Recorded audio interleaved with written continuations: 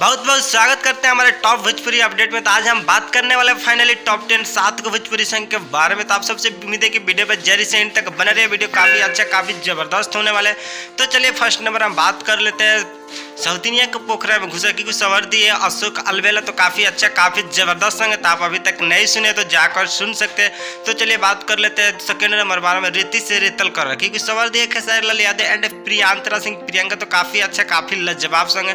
तो आप अभी तक नहीं सुने तो जाकर सुन सकते हो। चलिए बात कर लेते हैं तीसरा पोस्टर के बारे में। तो और कमर का चीज बा क्योंकि सवर दी है विजय चौहान एंड शिल्पी राज। तो काफ़ी अच्छा काफ़ी ज़बरदस्त संग है। तो आप अभी तक नहीं देखे तो जाकर देख सकते हैं। तो चलिए हम बात कर लेते हैं और मिलल भातार खोजवा सखी क्योंकि सवर दी अवधेश प्रेमी यादव। तो काफ़ी अच्छा काफ़ी लाजवाब ज़बरदस्त संग होने वाला है। तो अभी तक नहीं सुने तो जाकर सुन सकते। तो चलिए हम बात कर लेते हैं और पोस्टर के बारे में।